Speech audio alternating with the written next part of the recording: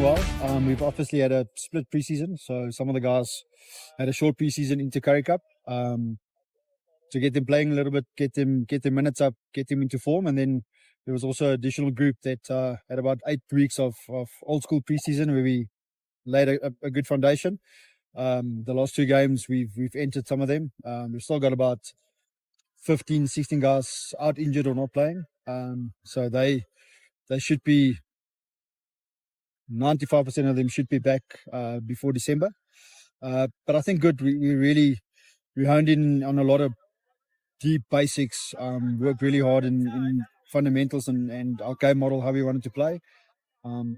So yeah, majority of the healthy group played the last 2 weekends and in the Currie Cup. So yeah, we're really excited about the URC season, to be honest.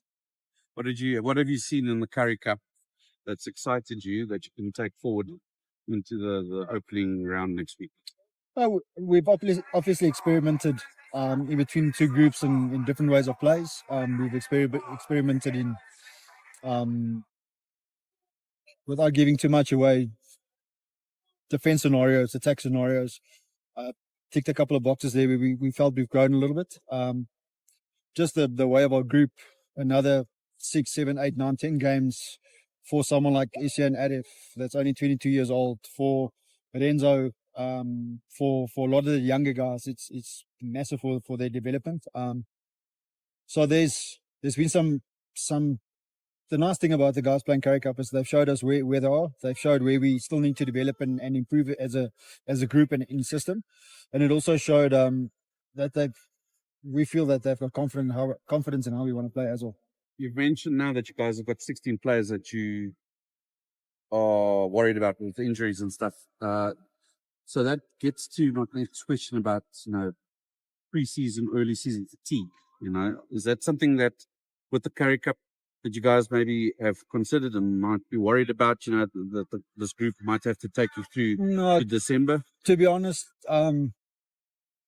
we've probably, in all honesty, we've probably played 2 more games than the Sharks, Bulls and the Stormers in terms of the main guys that's going to play URC. So we're not worried about early load.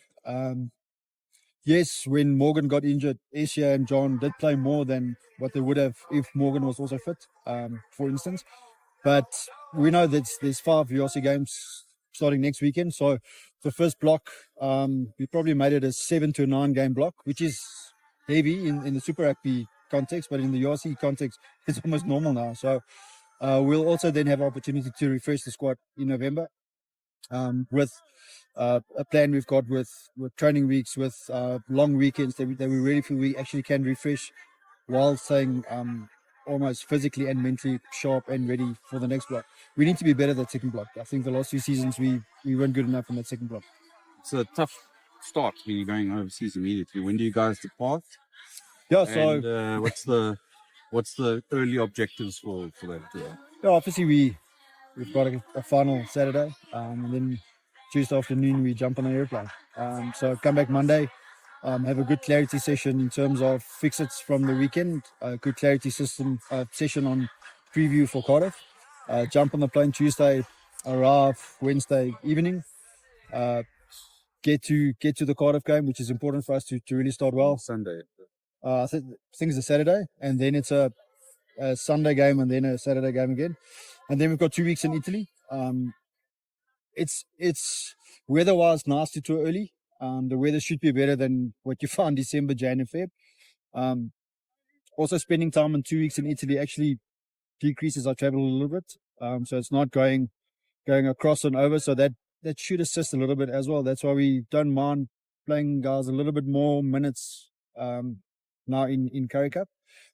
Obviously, the objective is to start well. Last year, we felt the Currie Cup added, especially that first couple of games here, the guys were fit and game ready. Hopefully we can get the same in this first block. And then I think the challenge will then be, after that 3 games away, come back and play 2 tough games here.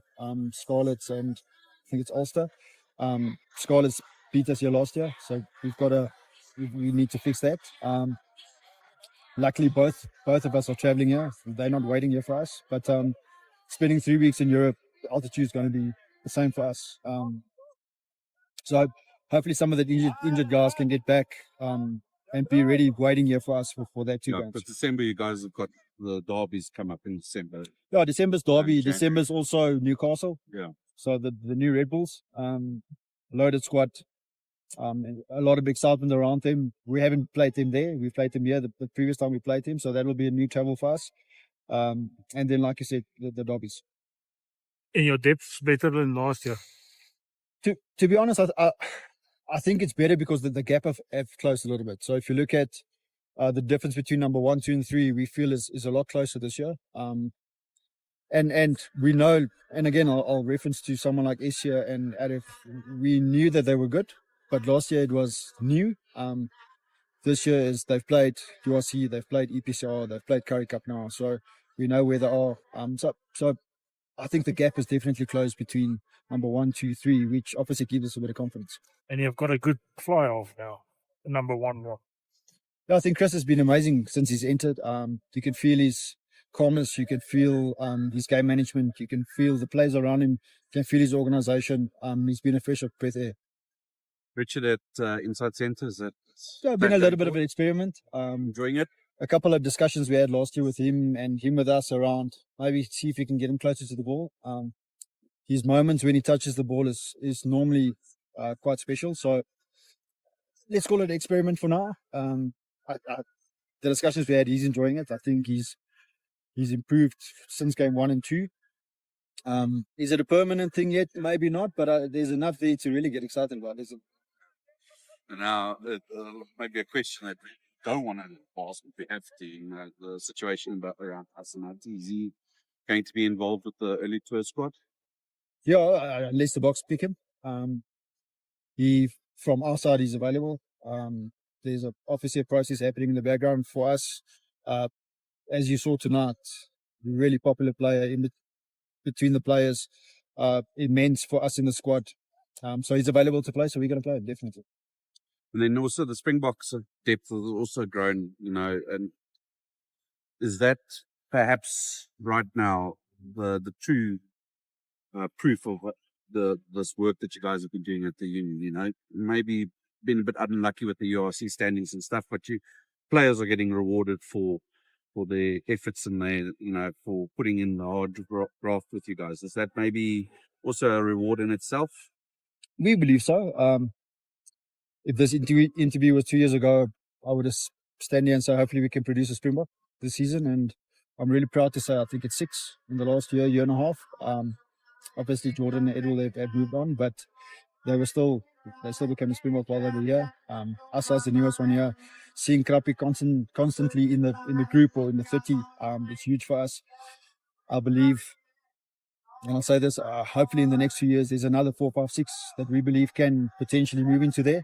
And as we did in 2015, 16, 17, before you know, through consistent performances, you might end up with 10 to 15 Springboks. And obviously it's a dream for us. Obviously we would love it.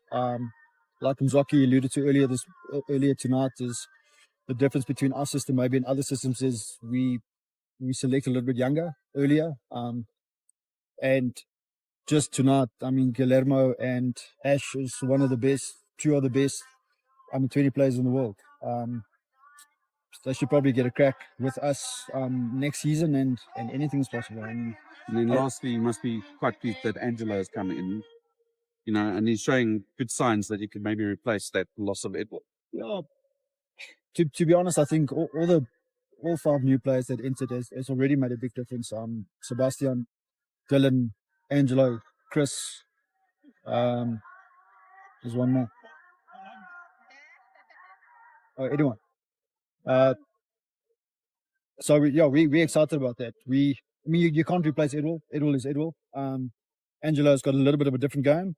His strengths and points of difference is slightly different. But I mean, if he showed us already, if you give him ball in space, he's going to finish and he's going to work hard. I'm really impressed with all the newcomers. I think they've leaned up, they've shaped up, they're a little bit fitter already. So, yeah, really excited.